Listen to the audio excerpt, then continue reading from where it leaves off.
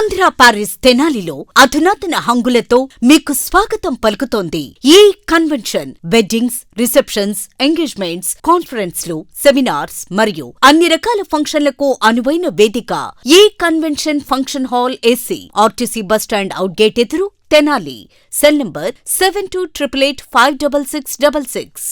ప్రజా ఫార్మసీ అనే మందుల షాపు మన గౌరవ మంత్రివర్యులు నాదెండ్ల మనోహర్ గారి చేతుల మీదుగా ఓపెన్ అయిందండి. ఇదిగో ప్రతి సామాన్యుడికి అందుబాటు ధరలో నాణ్యమైన మందులు ఇచ్చేస్తున్నారండి. మరి ఆర్డర్ ప్రకారం ఎలాంటి మందులైనా తెప్పించేస్తున్నారండి. ప్రతిరోజు ఉదయం 7 గంటల నుండి రాత్రి 11 గంటల 30 నిమిషాల వరకు ఎప్పుడు తెరిచే ఉంచేస్తున్నారండి. ఇదిగో అల్లో గాంధీ చౌక్ లేదు, అక్కడ నెహ్రూ రోడ్లోనండి. ఇదిగో మర్చిపోండి, చాలా తక్కువ రేట్లకే నాణ్యమైన మందులు ఇచ్చేస్తున్నారు. ఉంటారండి మరి.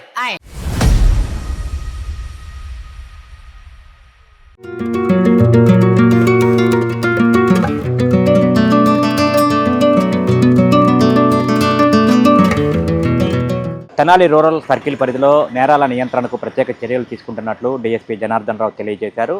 ముఖ్యంగా తెనాలి రూరల్ పోలీస్ స్టేషన్ని ఈరోజు ఉదయం ఆయన ప్రత్యేకంగా సందర్శించారు. సాధారణ తనిఖీల్లో భాగంగా స్టేషన్కి వచ్చి ఇక్కడ రికార్డులు అయితే డీఎస్పీ జనార్దన్ రావు పరిశీలించారు. ఈ సందర్భంగా రూరల్ సిఐ నాయబ్ రసూల్ అట్లాగే ఎస్ఐ ఆనంద్ కూడా ఆయనకు ప్రత్యేకంగా స్వాగతం పలికారు. సిబ్బంది అందరూ కూడా డీఎస్పీకి స్వాగతం పలికి ఇక్కడ పోలీస్ స్టేషన్కి సంబంధించిన వివరాలన్నీ కూడా తెలియజేశారు. ఈ సందర్భంగా స్టేషన్లో రూరల్ పోలీస్ స్టేషన్కి సంబంధించిన రికార్డులు, ఇక్కడ కేసుల పరిస్థితి ఎట్లా ఉంది, ఏమేమి కేసులు నమోదవుతున్నాయి తరచుగా అనేది కూడా ఆయన జనార్దన్ రావు అయితే ప్రత్యేకంగా పరిశీలించారు. ఈ సందర్భంగా వారికి ప్రత్యేకంగా సూచనలు అయితే చేశారు. నేరాల నియంత్రణకు ఇటు రూరల్ గ్రామాల్లో రూరల్ సర్కిల్ కార్యాలయం అంటే ఎక్కువగా గ్రామాల పరిధిలో విస్తరించి ఉంటుంది కాబట్టి గ్రామాల్లో ప్రత్యేకంగా నేరాల నియంత్రణకు చర్యలు చేపట్టాలని చెప్పి డీఎస్పీ జనార్దన్ రావు అయితే వారికి తెలియజేశారు.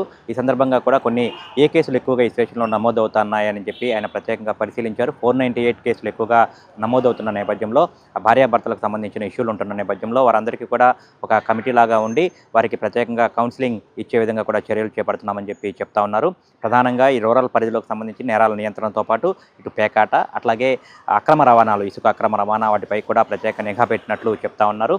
ఈ సందర్భంగా ఇక్కడ డీఎస్పీ గారు ఏం మాట్లాడుతూ ఉన్నారు, ఇక్కడ అధికారులకు ఎటువంటి సూచనలు చేశారు, అట్లాగే రౌడీ షీటర్లకు ప్రత్యేకంగా కౌన్సిలింగ్ కూడా ఇచ్చారు. ఆదివారం కూడా ప్రతి ఆదివారం అన్ని స్టేషన్ల పరిధిలో రూరల్ రౌడీ షీటర్లకి ప్రత్యేకంగా కౌన్సిలింగ్ నిర్వహిస్తూ ఉన్నారు. ఈ సందర్భంగా ఇక్కడ డీఎస్పీ తెనాలి రూరల్ సర్కిల్ పరిధిలో ఉన్నటువంటి రౌడీ షీటర్లందరినీ పిలిపించి వారికి కౌన్సిలింగ్ అయితే ఇచ్చారు. కేసులకు సంబంధించి ఏదైతే ఇన్వాల్వ్మెంట్ ఉంటుందో వారు ఆ కేసుల్లో వాళ్ళు పాల్గొంటున్నారో వారికి హెచ్చరికలు అయితే జారీ చేశారు. రిపీటెడ్గా కేసుల్లో పాల్గొనడం, అల్లర్లకు పాల్పడటం, గొడవలు చేయటం వంటివి చేస్తే కనుక ఖచ్చితంగా బైండ్ ఓవర్ చేసి జైలుకు పంపిస్తామని చెప్పి అయితే డీఎస్పీ హెచ్చరించారు. ఓవరాల్గా ఈ తనిఖీల్లో భాగంగా ఈ రూరల్ సర్కిల్ కార్యాలయంలో డీఎస్పీ అని చెప్తున్నారు, ఏ విధంగా ఆయన ఇక్కడ సిబ్బందితో అధికారులతో మాట్లాడుతున్నారు అనేది ఒకసారి చూద్దాం. ఒకసారి నీ వాయిస్, నీ మాట వినబడద్దు, ఎక్కడ వినబడితే ఏమైతే నీకు తెలుసుగా, తెలీదా?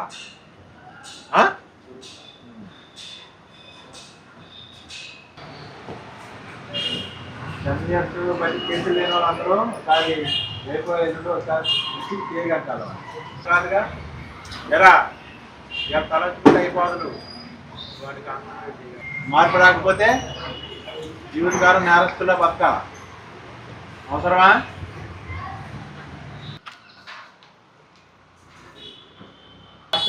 కేసులు లేని వాళ్ళందరూ సిఐ గారిని, ఎస్ఐ గారిని కలవండి. కేసులు అప్పుడు ఎప్పుడో పెట్టిన కేసులు ఉండి అవి పరిశీలన చేస్తాం. రీసెంట్గా ఓపెన్ చేసిన వాళ్ళు మాత్రం తాగజాడిస్తే కౌన్సిలింగ్ పడుతుంది. ముగ్గురు బాగా రోడ్లలో బాగా నాకు పేరు అనిపిస్తుంది, మళ్ళా అది రాకూడదు. ఈరోజు మీరు రోడ్ల మీద చేయాల్సిన పనులను చేసి, ఊర్లో చేయాల్సిన చేసి ఇక్కడికి వచ్చి తలంచుకుంటే బుద్ధిమంతులు అయిపోరుగా. మాకు రావాలి అక్కడి నుంచి. మీ వల్ల మా ఊర్లో ప్రశాంతంగా ఉందని పోలీసు ఉండడం వల్ల మీరు ప్రశాంతంగా ఉన్నారనేది మాకు రావాలి. కానీ మీరు ఇన్వాల్వ్ అవుతున్నారు ఇష్యూస్లో అని వస్తే మాత్రం ఊరుకోం. ఈరోజు Tenali rural police station annual inspection చేయడం జరిగింది. ముఖ్యంగా ఇక్కడ రిపోర్ట్ అయ్యే కేసులు చూస్తే ఎక్కువ 498 కేసులు, అంటే భార్యాభర్తల తగువులు ఎక్కువగా ఆ కేసులు రిపోర్ట్ అయినాయి. దాని నిమిత్తం సిఏ గారిని, ఎస్ఐ గారిని, ఒక కౌన్సిలింగ్ సెంటర్, ఒక ఎన్జిఓని, ఒక ఐసిడిఎస్ నుంచి ఒక ఆఫీసర్ని, మా ఉమెన్ పీసీని పెట్టి ఒక కౌన్సిలింగ్ సెంటర్ని ఏర్పాటు చేయమని చెప్పడం జరిగింది. ముఖ్యంగా ఈ తెనాలి రూరల్ ఎస్ఐ గారు వచ్చాక సుమారు 3 కేసుల్లో గంజాయిలో 3 కేసులు పెట్టాం. దాదాపుగా 60 మందిని రిమాండ్ చేయడం జరిగింది. తెనాలి రూరల్ ఏరియాలో ఎక్కడా కూడా గంజాయినే కంప్లైంట్ లేకుండా అరికట్టడం జరిగింది తెనాలి రూరల్ పరిధిలో. ఇంకా ఈ పీడిఎస్ రైస్ మీద, అక్రమ ఇసుక రవాణా మీద ఉక్కుపాదం మోపాం. నిన్నే 7 ట్రాక్టర్లు కొల్లూరు మండలం నుంచి వస్తే సీజ్ చేసి అవి వాటి మీద కేసు నమోదు చేశాం. ప్రోగ్రెసివ్గా ఉంది కేసు స్టేషను.